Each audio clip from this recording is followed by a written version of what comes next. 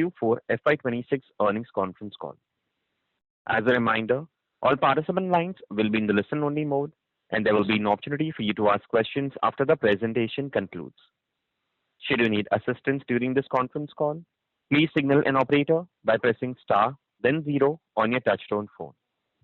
Please note that this conference is being recorded. I now hand the conference over to Mr. Sandeep Mahindroo. Thank you, and over to Mr. Mahindroo. Thanks, everyone. Welcome to this earnings call to discuss Infosys Q4 FY26 financial results. Joining us on this call is CEO and MD Mr. Salil Parekh, CFO Mr. Jason Rajka, along with other members of the leadership team. We'll start the call with some remarks on the performance of the company, subsequent to which we'll open up the call for questions. Please note that anything we say that refers to our future outlook is a forward-looking statement that must be read in conjunction with the risks that the company faces. A complete statement and explanation of these risks is available in our filings with the SEC, which can be found on www.sec.gov. I'd now like to pass on the call to Salil. Thanks, Sandeep. Good afternoon, good evening, good morning to everyone. Thank you for joining in. We delivered a strong performance in the financial year 2026. We had a growth of 3.1% for the full year in constant currency terms. Our Q4 revenue growth was 4.1% year on year in constant currency terms. We had strong growth in financial services, in the communications industry, manufacturing industry, and for the Europe geography for the full year. Large deals were strong. For the full year, we had $14.9 billion of large deals. This is a growth of 24% over the prior year. And for Q4, we were at $3.2 billion, a strong showing for the quarter. We shared our AI strategy during our AI Investor Day a few weeks ago. We see a large addressable market for AI services across 6 areas: AI strategy and engineering, data, process, legacy modernization, physical AI, and trust. With our Topaz Fabric platform for AI, our Cobalt platform for cloud, we have differentiated capabilities to serve our clients across the 6 areas of AI. Some examples of the work we are doing for a consumer products retail company, Ralph Lauren, we helped build a conversational and personalized AI tool that led to converting customer interest into a shopping experience. This resulted in an increase in their revenue by 12% and customer engagement by 50%. For a large transport company, Hertz, we helped with a legacy migration to bring 3 million lines of COBOL code to a modern microservices environment using AI foundation models. The cost was 60% lower. The timeline was 60% quicker than how they would have done it without AI. For a large energy company, BP, we deployed 50 AI agent initiatives across trading, supply chain, sustainability, and core operations to transform the software development, knowledge automation, legacy modernization, and digital decision support. This resulted in 95% payment accuracy, 50% faster contract validation, and 18% improvement in IT operations efficiency. We have strategic collaborations with emerging foundation model companies such as Anthropic and OpenAI, which help us support our clients' transformation for software development, legacy modernization, and agent building. We also have established strategic AI collaborations with Google Gemini, NVIDIA, Microsoft, AWS, Google Cloud, and Intel, among others. We've deployed over 30,000 developers on GitHub Copilot. As we look ahead to financial year 2027, we see large opportunities in AI services, continued competitive intensity, and AI productivity impact. With a clear AI strategic roadmap and real-world toolkit of Topaz Fabric, We are well positioned to support our clients' transformation, technology, and operations objectives. The revenue growth guidance for financial year 27 is 1.5% to 3.5% year-on-year in constant currency terms. We expect acceleration in growth in financial services and the energy utilities resources services vertical from financial year 26 to 27. We expect H1 to be stronger than H2, consistent with our normal seasonality. Our operating margin guidance for financial year 27 is 20% to 22%. With that, let me hand it over to Jayesh for his update. Thank you, Salil.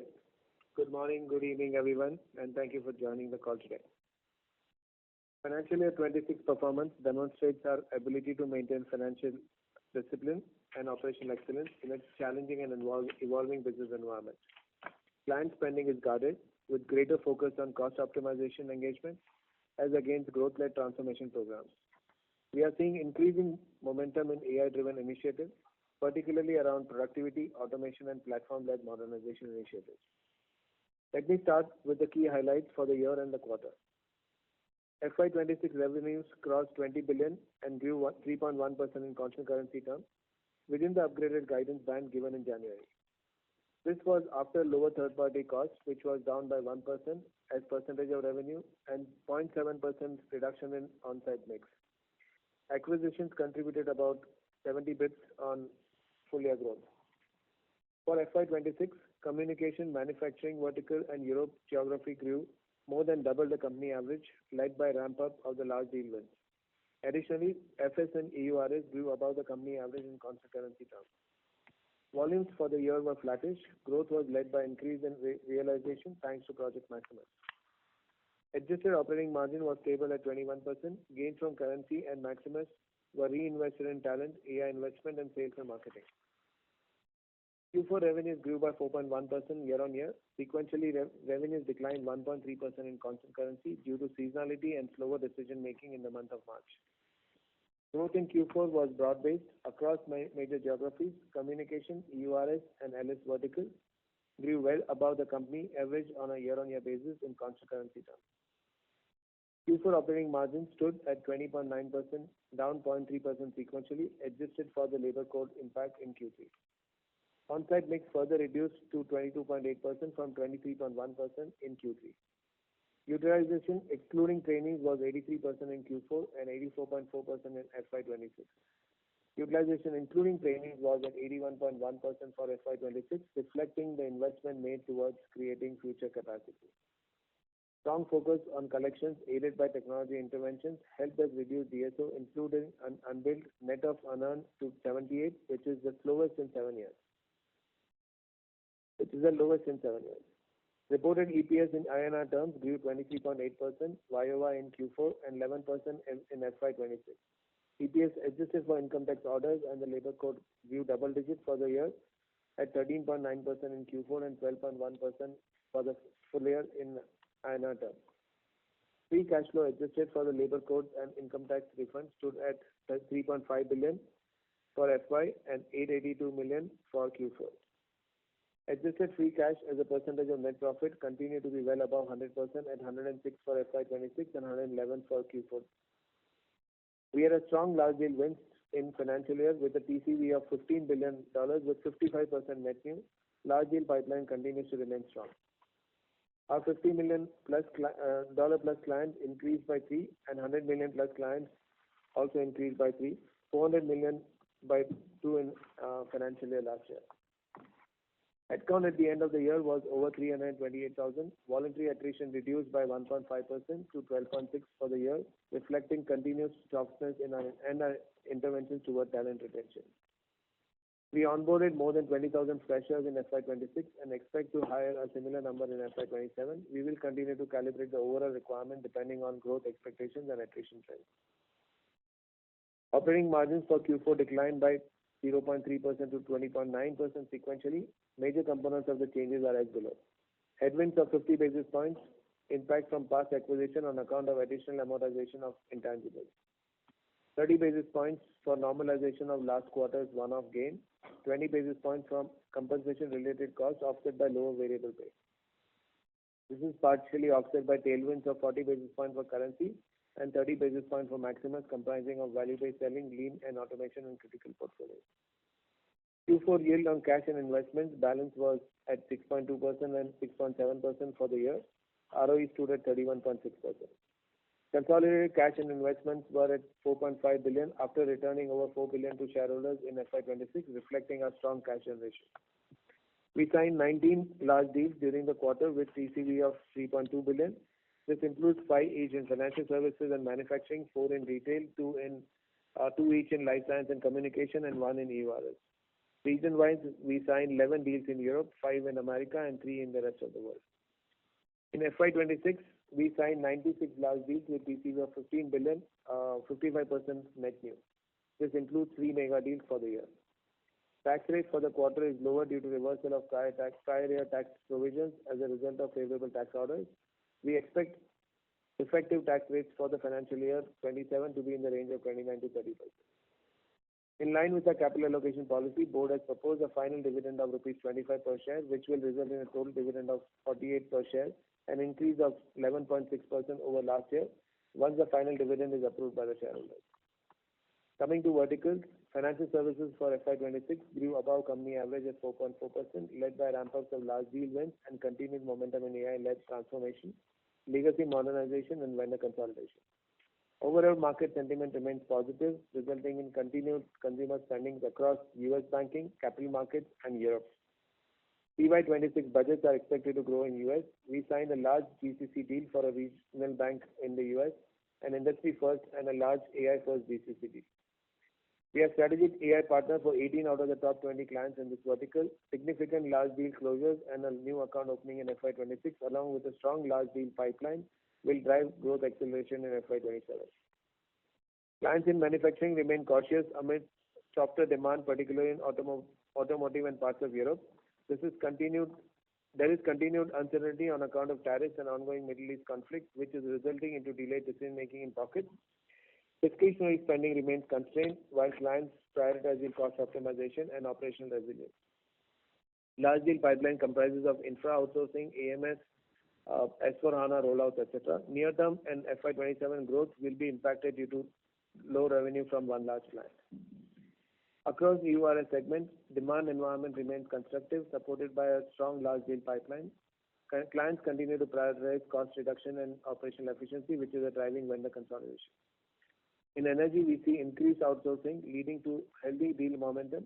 Utilities demand is structurally higher, driven by grid constraints, renewable integrations, and acceleration electricity needs for data centers. 80% of the large deal TCV of FY26 was net new, which will help growth and acceleration in FY27. In retail segment, clients are operating in continued uncertainty from supply chain disruptions, geopolitical conflicts, and shifting trade policy. Consumer demand remains muted across the sector, and budgets are tightly controlled with discretionary spends under pressure. Clients expect savings from AI-led productivity to do more with a similar budget. We will see higher demand for AI-assisted legacy modernization. Topaz Fabric and AI Next platforms are helping clients in ideation from concept to deployable stage with the right guardrails for privacy, ethics, and controls. In communication sector, growth for FY26 was led by large deal ramp-ups. Overall environment remains cautious amid macro uncertainty and margin pressures for clients. Budgets are flat to negative, which is impacting discretionary spend. Non-discretionary spends are selective and increasingly AI-led. There is a shift from generative to agentic AI, with clients consolidating IT and BPM cuts. We see a strong uptick in AI deals in areas like IT operations, software replacement, and mainframe migration. As we enter FY27, we continue to see a measured and selective approach to enterprise budgets amid macro and geopolitical uncertainties, higher interest rates, rapid technology shifts, and high competitive intensity. We expect FY27 growth to be 1.5% to 3.5% in constant currency terms. The FY27 guidance includes contributions from Status, which we closed earlier this week, but excludes Versant JV and Optimum Healthcare acquisitions that are yet to be closed. Reduction of 0.75 to 1% due to a lower revenue from one of our large European manufacturing clients. This was due to reduced client spend on account of challenging macro environment, along with our conscious decision to not pursue a certain deal that were not aligned to our return expectations. Further reduction in on-site mix by 0.75 to 1%. We expect third-party costs for FY27 to remain at similar levels as FY26. Our operating margins guidance for the year is 20 to 22%. This assumes headwinds from wage hikes, productivity pass-throughs, and AI investments offset by initiatives under Project Maximus. The impact of Optimum Healthcare strategy worsened on operating margin will be approximately 0.7 on a full year annualized basis post-closure. With that, we can open up for the questions. Thank you very much. We'll now begin with the question and answer session. Anyone who wishes to ask a question may press star and one on their touchtone telephone. If you wish to remove yourself from the question queue, you may press star and two. Participants are requested to use handsets while asking a question. Ladies and gentlemen, we will wait for a moment while the question queue assembles. Participants, you may press star and one to ask a question. First question is from the line of Yogesh Agarwal from HSBC Securities. Please go ahead. Yeah, hi. Just a couple of questions. Firstly, Salil, can you talk about the push-pulls for the guidance, like at the lower end and the upper end? What are you assuming? And secondly, you guys had a very successful Project Maximus. The quality of business, the revenues has also improved. But the entire INR depreciation, which is very significant, has not impacted the margin outlook. So I was just curious, which are the areas where all the INR depreciation has been invested, and if you can talk a little bit about that. Thank you. So Yogesh, this is Jayesh here. At the lower end of the guidance, we have assumed, higher deterioration in the environment, and at the upper end, we have assumed improved environment, like similar to what we done in the last year as well. In terms of margin walk, I did give you, a broad margin walk, but largely we have invested, all the benefit that we got from rupee as well as from Maximus back into the business, whether it is sales and marketing costs, which has gone up by 40 basis points on a full year basis, the AI talent and the AI partnerships, etc. that we have. So I think all of that has been absorbed in the margin in the financial year. And just a quick follow-up. You mentioned productivity pass-through impacted margins. I was just wondering, why should that be the case if there was productivity improvement? So Yogesh, market is competitive, right? As I said, the competitive intensity in the market has gone up, and the productivity will get passed back to the client largely. Right. Thank you. Thank you. Next question is from the line of Ankur Rudra from JP Morgan. Please go ahead. Hey, thank you. I noticed you've chosen to guide in a 200 basis point band versus a slightly wider band in the last couple of years. Is your visibility better this year versus the last few years? And furthermore, if you can, dig a bit more into the guidance, as a follow-up to the previous question. You're guiding for a 2.25% organic at the midpoint approximately, which appears to be a bit of a slowdown versus the 2.5% or 2.4% organic in fiscal 26. Can you maybe talk about what are the puts and takes of the outlook? And, if you can especially elaborate on if the slowdown is because of A, demand environment, B, structural AI deflation, or C, the impact from that one large account which is ramping down this year. Thank you. Yeah. So, Yogesh, Ankur, if you look at the guidance last year, we gave a 3-point guidance because the whole environment changed, pretty much very close to the time when we were giving guidance, right? And we had very little clarity in terms of how that environment changed because of on the back of tariff changes is going to impact the client behavior, etc. Where we stand today, I think there is a better clarity in terms of what's happened. The environment has been like this for last few quarters, and we know how clients are behaving at this point. At least at this point in time, of course, if things change, the client behavior will change. That's given always. But at this point in time, from a comparative perspective, we have a better clarity and better handle versus the last year. Ankur, on with the construction of the guidance, what we are seeing positive, where the changes are, the Jayesh mentioned many of those points. I'll elaborate. We are seeing the growth on AI services. We are seeing very good traction on that. We've started a program where we are working with large companies with a smaller footprint that Infosys has. We're expanding that quite nicely. Then we saw the large deals. The net new was 55%, so that will contribute for this financial year in a significant way.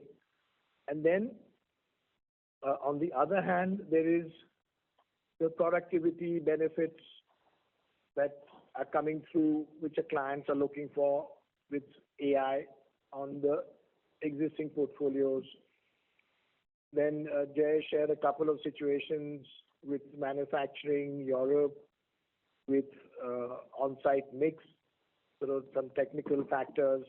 So those, if I sort of add and subtract, is where we came on that guidance. The environment I find is good. Our large deals pipeline is good. The way we had done it on that AI Investor Day, we had sort of said, look, there's a growth side with what will be the AI. We have a couple of other growth drivers. And then there's the compression side. And that's the balance that we are seeing. In the past year, with 3.1%, and if you adjust for the one-timers, the one-time from the prior year, we had a growth rate which was more than the compression we were seeing. And this coming year, the guidance that we have started with also sees that. And then we'll see, as Jay said, on the environment, how it changes, improving or not improving, and then see how the year goes after that. Thank you for the elaboration, Salil. If I could, just a quick follow-up. What would need to happen for you to see an acceleration at the midpoint on an organic basis? Thank you.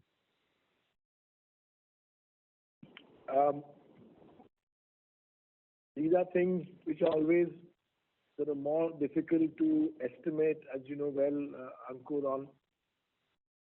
However, the view emerging is that the situation in the Middle East may find some sort of a good resolution. Then the underlying economic trends are pretty good in the markets where we are large. So that could give, sort of rise to a more stable macro environment. Our AI traction and partnerships are good. So if those things, the first and the second accelerate, then we will see some good outcomes. But it's more of going in, we see the environment today. We've not seen some big change to give us a view that, we have to do a 3-point range and so on at this stage. And overall, we see growth, which is more than compression. Appreciate it. Thank you. Thank you. Next question is from the line of Bryan Bergin from TD Cowen. Please go ahead. Hi, thank you.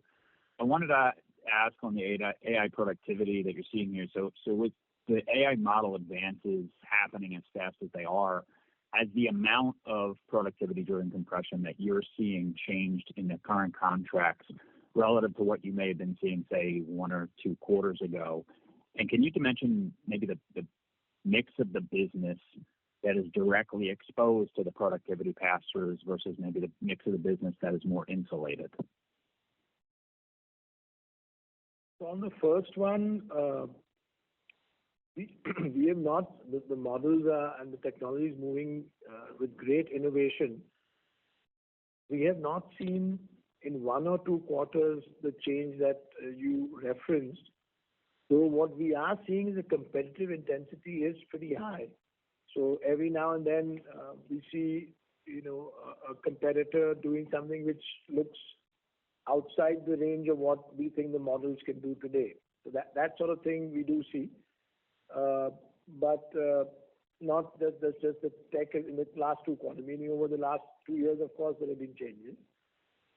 In the terms of expose, I think we have not shared that data, but I think we've shared very clearly what our service line data is, and so you can make some estimates with that, I think. Okay. And then my follow-up's on kind of how you're thinking about the overall business and headcount. Hiring intentions for fiscal 27, I think I heard you say, roughly targeting the fresher target of around 20,000 again. But do you envision a scenario where I guess the total headcount could ultimately be down in total when the year is over? And also, if you can help talk about the subcontractor intensity that you're anticipating in the year ahead. So on the overall headcount first, as you pointed out, we will recruit 20,000 college graduates. That's our plan today. We have a model which does some of it at a one particular time and the rest of it throughout the year. So we have like a variability built in if we see some changes. But what we see today, we think 20,000 looks like a good place to start. We still have, at least now if I look out for this quarter, next quarter, very good demand for people which are coming at higher levels, lateral recruitment. So I think that will continue. I don't see that our headcount is going to be we don't have a plan that the headcount will be less at the end of the year. Now we'll see how the demand environment plays out, but it's not the going in sort of a view that we have. Of course, we have we basically look at Q1, Q2, and the rest we build out on the models we have. Subcon. Yeah, and on the subcon, Brian, if you look at last few years, our subcon as a percentage of revenue has come down. Obviously, it's also a factor of the growth. So typically, we use subcons to meet the demand, which comes in immediately. We don't have the requirement, skills, etc., and then we backfill that through the employees, and that's a cycle that goes on. So we don't really expect subcons to significantly change from these numbers. Over a medium-term period, we expect to maybe go towards the lower end. I mean, to slightly go down from the current level, but at this point in time, not significantly change. Okay, that's helpful. Thank you very much. Thank you. Next question is from the line of Gaurav Rateria from Morgan Stanley. Please go ahead. Hi, thank you for taking my question. My first question is on the construct of growth. When I look at that, there are broadly three factors that comes to my mind. The first is the macro. Compared to last year, it appears that the headwinds related to tariff, etc., are not there. So there is slight improvement, which is reflected in 40% of your portfolio that you talked about. The second factor is AI services, which probably has become larger than the last year and growing faster, which again is a tailwind. And the last factor could be the deflationary impact on existing business on account of productivity savings. So the fundamental question is that the first two tailwinds look better than last year, and the growth rates in organic terms does not look better at the midpoint of guide. Is it that the deflationary impact assumed in your guidance at the midpoint is slightly higher than what you have seen in the last year? Hi, Gaurav. This is Salil. I think what you described is the way it starts off, which is we see very strong activity on AI services. On the macro, as the year progressed last year, the situation of the tariff got better and better understood, as you know. Then when the war started, that again had a little bit of a constraining effect on the macro. There's a general view that there's coming to a resolution, but it has not happened. So while some of the economic indicators are forecasted in a better way, it's not yet into the system in that sense. So we'll see when it actually comes in. Then if you look at the couple of things that Jayesh shared on the specific on the manufacturing Europe, on the specific, on the on-site mix. When you put all that together, we see actually something which looks stronger in that sense to what we saw last year. Now, the compression is definitely there, but it's not, I don't know if I have a sense that it's more than last year. We are definitely seeing the compression, but we're also seeing the growth, and that's how we are sort of dissecting it, if you will. And Jayesh might have something to add. So Gaurav, maybe a couple of points in addition to what Salil said. If you look at last year, we started with 0 to 3%, and as the visibility improved, every quarter we either tightened the band or improved the guide from where we are. Right. The idea of guidance is to reduce asymmetry and provide a view as to where we see what we see today, and this is what we see today. We do have a client in manufacturing in Europe where we have stayed away from a deal where it did not meet our return estimations. There's some ramp downs on the client happening because the client is going through a challenging macro environment. So that is baked in. We have also baked in the on-site mix that will impact in the guidance. The exit trajectory of on-site mix is already pretty much 40 to 50 basis points from the future year perspective. So that is baked in the guidance already. And the resultant is 1.5 to 3.5% guidance that we have announced. Of course, if the visibility improves as we go through the year, we will relook at the guidance.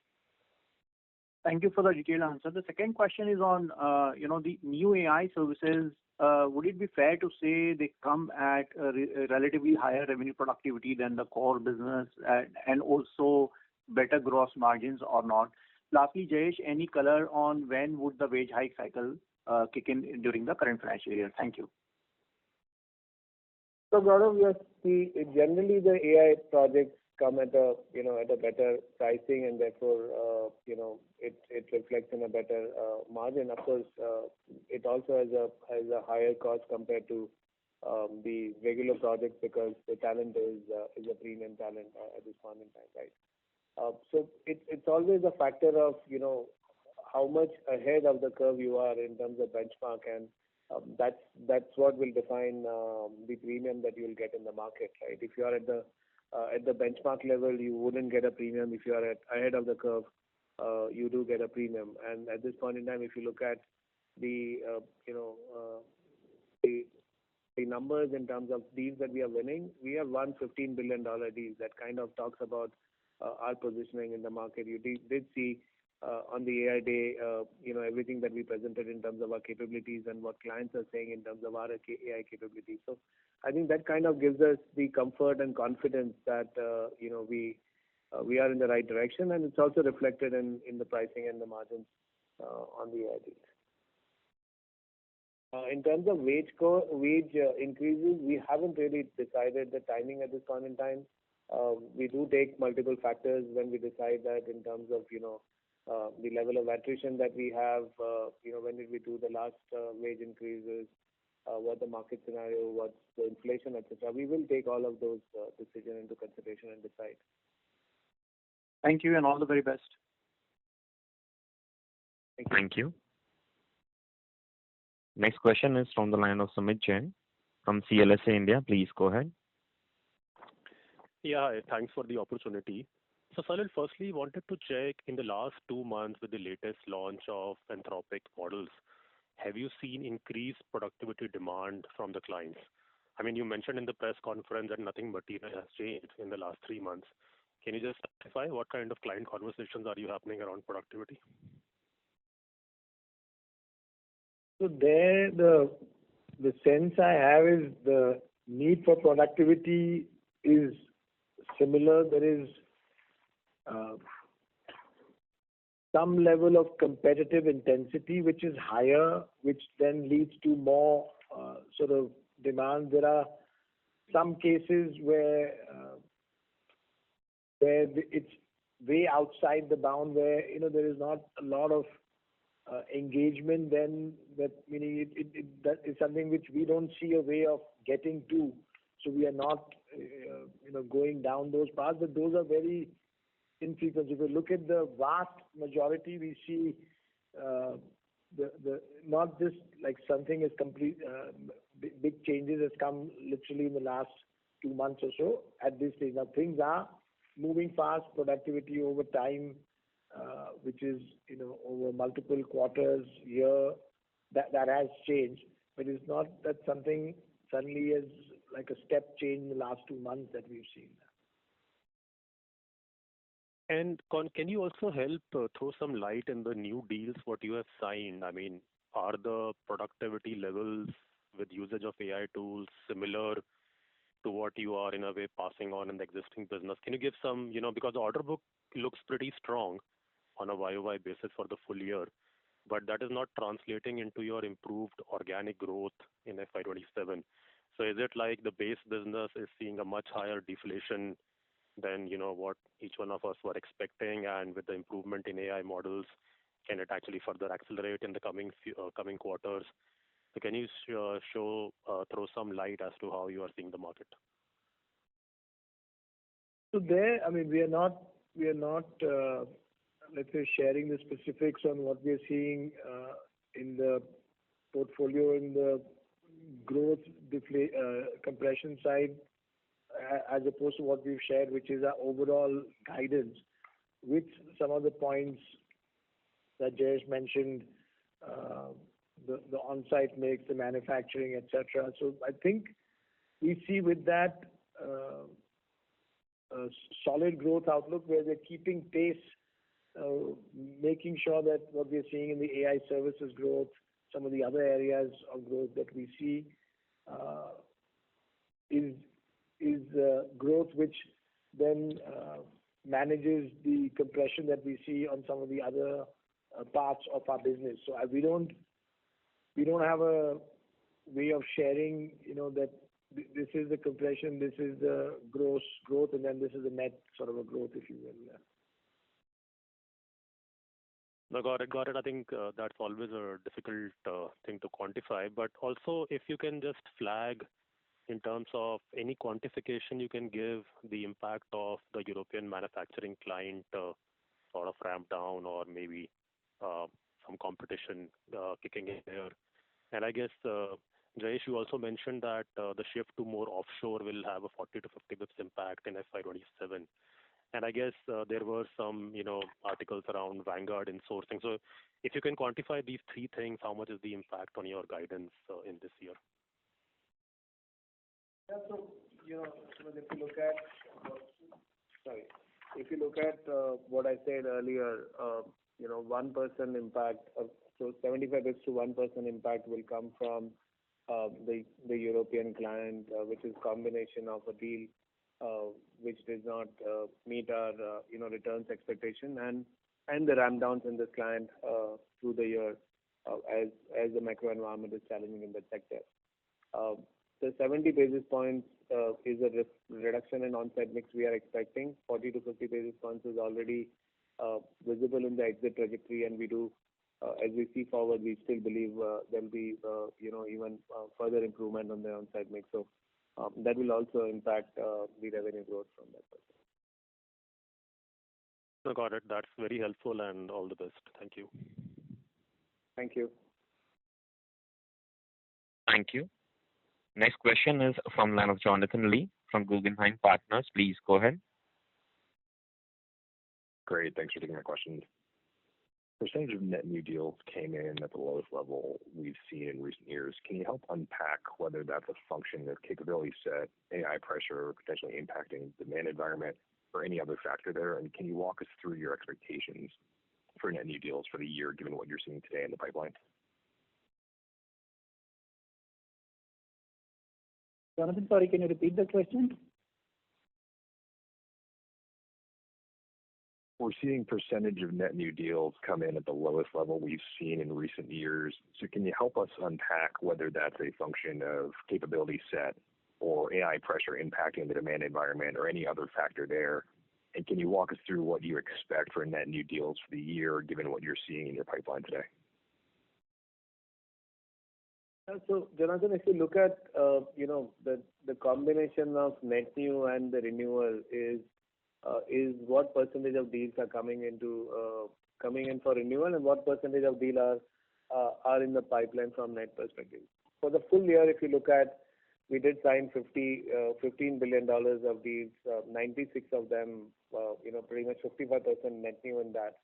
So I think by any stretch of imagination, that's a strong performance. It's a 25%, almost 25% growth on a year-on-year basis.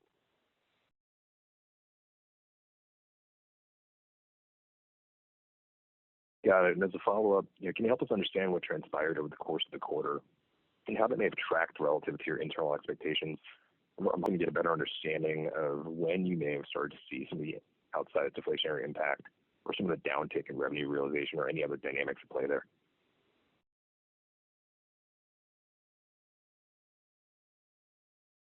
I mean, we don't really give a visibility in terms of what were we setting as goals or looking at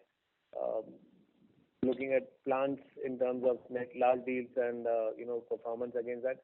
I think in our view, $3.2 billion is a strong performance. Yeah, we do see in some pockets some slower decision making in March, but I don't know if it has got a significant impact on in the large deal sign-ups. I wouldn't call that at this point.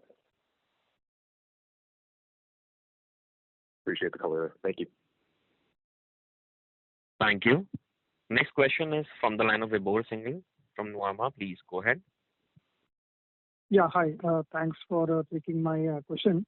Two questions from my side. The first question, Salil, is basically on the AI deflation or the compression part that we've been discussing a lot. So just wanted to get some color as to where do you think we are in that revenue deflation cycle. So let's say if I were to compare it to the last digital cycle, we had revenue compression which kept kind of increased and then we reached a trough. And from there, basically, that started coming down. And along with we had incremental revenue coming from the digital business. I would assume the cycle should pretty much follow the same order. So while our GenAI revenue, and which is for the other companies also, is reporting very strong growth, the revenue compression continues to be quite substantial at this point of time. So do you think we are already at the trough of that revenue deflation cycle? If not, I mean, I know it's difficult to quantify the timeline. So basically, are we still away? There is more deflation that you think that might come in? Or do you think we are basically done with the worst is behind? And the deflation will still continue, but it might be not as much as, let's say, going forward as it was before. And then I have a follow-up for Jayesh. So, hi, this is Salil. On that, what we are seeing is there are different sort of dimensions to the compression, meaning we are now working with clients where some of the productivity discussions were baked into the deals over the past year or so. And then you have a multiple year outlook. So all of that has not happened on the first year. It goes through it. So the actual compression will be dependent on the mix, first year deal, second deal, and so on. We've not got a sense of where we are on that path, but we have a sense of what the foundation models and other tools are able to sort of support and use that as a basis for what we are doing with forward deals like 3-year, 5-year deals and so on. But on that sort of a scenario, we don't have a view we can share on where that path is. But we are definitely very clear on where, when you're working with the foundation model and tools, what is possible, where is it effective, different models or different tools are more relevant for different parts of the AI work that we are doing with clients. And that we are very, I would say, close to. Got it. If I may just extend a bit on that. So let's say the deals that we are signing at this point of time, you mentioned many of them have that productivity benefit already baked in or let's say built into the original deal. But as the cycle evolves, are we also seeing, let's say, deals which we had signed, let's say, maybe 6 months ago or 12 months ago, and there the client has come back and asked for incremental productivity benefits to be passed? I'm talking about the recent deals, not the earlier deals. I'm sure the earlier deals are seeing that kind of a response from clients. But in these in recent deals also, are we seeing that kind of a movement in our conversations?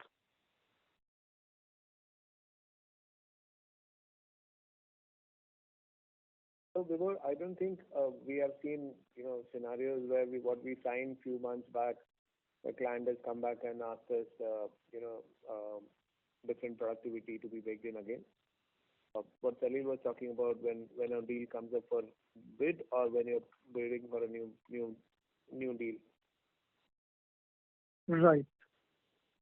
Got it. Sure. Just one last question for you, Jayesh. In terms of the margins, I think this quarter had a very good tailwind from the INR depreciation. Now, we know that for a long the industry has matured to a state where the rupee depreciation doesn't lead to much of margin expansion over the medium to long term. But we have generally seen a temporary quarterly bump up in margins because of INR depreciation.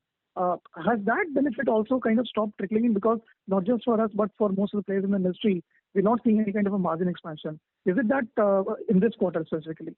Is it that those benefits are being invested somewhere else? Or is it that those benefits have stopped accruing at all and those are being passed to the client immediately? So 2 points that, generally, you do have rupee benefits that sometimes gets offset or most of the time gets offset by cross-currency headwinds, right? Because when US dollar appreciates, it appreciates against most currencies and that kind of offset each other. And your portfolio of non-US as it grows, that offset becomes larger and larger, across us and across the industry also you have seen that. There were times when the US dollar used to be 70+%, or US used to be 75+%. That obviously has gone down significantly, and therefore the headwinds from the other currencies comes in. If you look at this quarter specifically there was a close to 50 basis points of headwind that we got because of amortization of one of the acquisition related intangibles. Last quarter we had a 30 basis points gain. So in a way these two went into two different directions for us in terms of margin impact.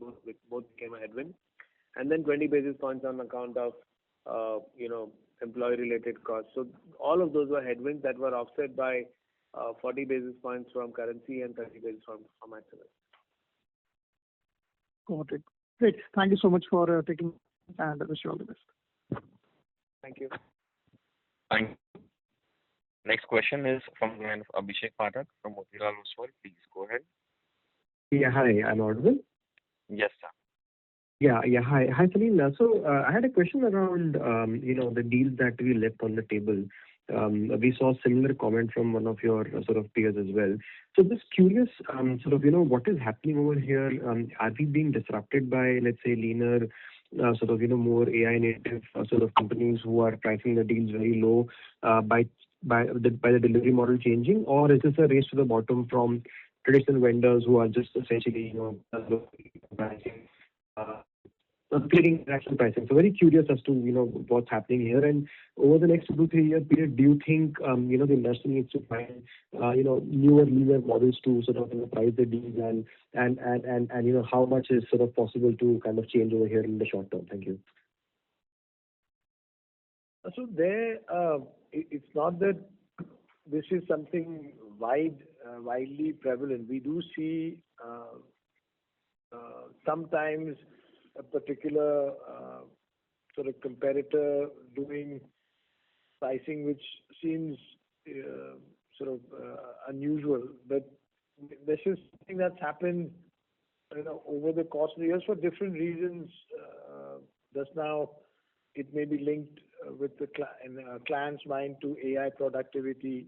In other times it's got other things. So I don't see that it's something which is sort of across everything. At the end, we had 96 deals with close to 15 billion in large deals for last year. So it's a very sort of broad-based, robust outcome. Plus, the pipeline is pretty good. There are anecdotal things where some of the productivity thing looks out of the range that we see with what's possible with what we have understood, with all the foundation models. So it's not that sort of comment, not, at least we don't see that as being a sort of trend of some sort. Understood. Thank you so much. All the best. Thank you. Next question is from line of Keith Bachman from BMO Capital. Please go ahead. Hi, thank you very much. I have two questions. The first question is related to pricing, and I wanted to understand the context of how pricing competitiveness has changed. And you started the answer on the last question, and really, A, is it more competitive today than it has been over the last couple of years? But B, the spirit of the question is, my understanding when some of your competitors are getting more aggressive on pricing, they're introducing cost curves associated with the deployment of AI that may have more uncertainty surrounding those cost curves because this is new technology and I think everybody's trying to figure out what it can and can't do at the current level. So does that introduce incremental risk in how you're philosophically thinking about pricing? If you could just talk a little bit about pricing dynamics with the introduction of AI, and I do have a follow-up.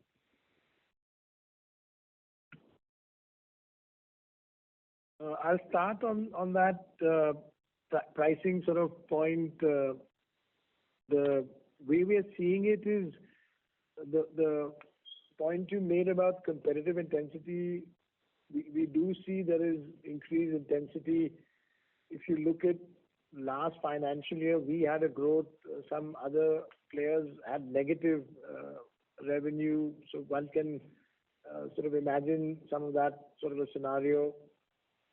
In pricing, it's actually, Jayesh will talk a little bit about it. I think overall a realization is better in the year than we have seen before. So maybe the execution is better and the portfolio, at least we feel, is less risky in that sense. So I don't think we have what, if I understood well, what you were describing. Okay. If I can just add to what Salil was saying, if you look at little elevated level, despite the softer volume through the year, most of our growth came from the realization. That reflects in what we have been able to get on the back of AI. That reflects in the value that we are creating for our clients. And to some extent, that also reflects the contribution from Project Maximus through the lean automation, value-based sellings, and all of those tracks, right? So that is given. If you look at, despite the competitiveness in the market, despite all of that, we've been able to maintain our margins for the year. We've invested back in the business 50 basis points or 40 odd basis points and sales and marketing, the AI talent that we are building, the AI capabilities that we are building, all other AI-related investments. All of that has been absorbed in the margin while keeping margin constant. Okay. Let me ask my second follow-up question, and it also speaks to or questions the growth algorithm. And I'm trying to understand how the growth algorithm may change from a volume perspective given the AI efficiency gains on the supply side. And the way I think about it, and we've had this conversation with one of your competitors, if you're trying to grow at 3%, in the past years, you might have to grow volume by 5 or 6% to get to 3% growth. And one of your competitors suggested that that volume variance may need to double because the efficiency gains to get to the same revenue growth trajectory.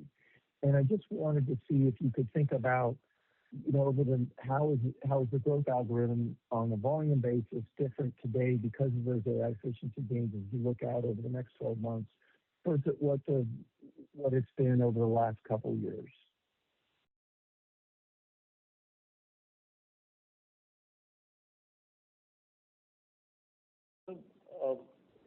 see, the reality is we do see, as Sari was saying earlier, we do see some deflation from our existing services, right? And largely part of that is getting offset by the new services, the new AI-driven services.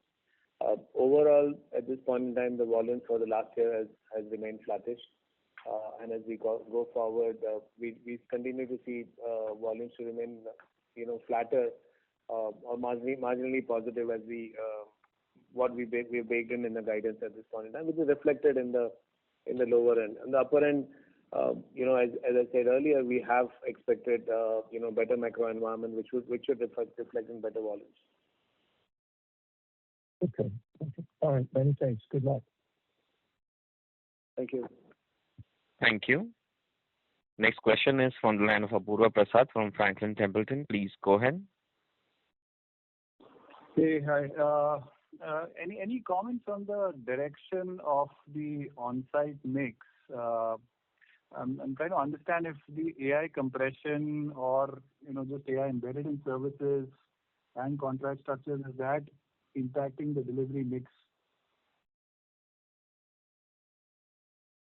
No, Apurva, I think it's a multiple factors, little bit of the environment, little bit of the visa situations in some of the countries, little bit of our own initiative to deliver more from offshore. So I think it's a combination of all of that. So there's a pick that correct that the third party expect that to be similar. Sorry, just to add, the discretionary spend has also come down, which generally needs higher on-site. Okay, and for FY27,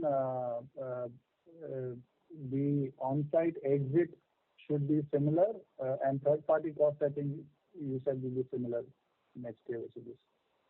The third-party cost, I did say that earlier, we expect it to be in the same similar range.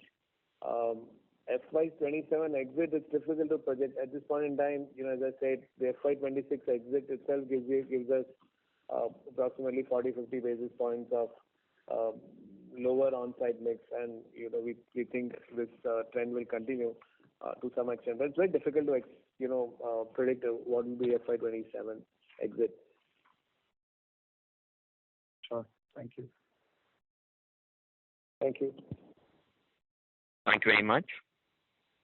Ladies and gentlemen, we'll take that as the last question. I'll now hand the conference over to the management for closing comments. Thank you. First, thanks everyone for joining. Just want to share a quick summary. We had a strong FY26, 3.1% growth, 21% margin, very good large deals, close to 15 billion. We have a growth guidance for the coming year. We have a mix of growth drivers and compression, overall growth guidance, and adjusting for some of the one-off technical factors, larger growth like-for-like basis. The AI services approach and strategy, I think we've laid out is resonating with our clients very well. We see all of the 6 areas in our pipeline, very good partnerships with the AI foundation model companies and other tool companies. With all of that, we look ahead to a strong, successful year in this coming year and look forward to seeing all of you, catching up with all of you in the next quarterly call. Thank you. Take care. Thank you very much, members of management. Ladies and gentlemen, on behalf of Infosys Limited, that concludes this conference call. Thank you for joining us, and you may now disconnect your lines. Thank you.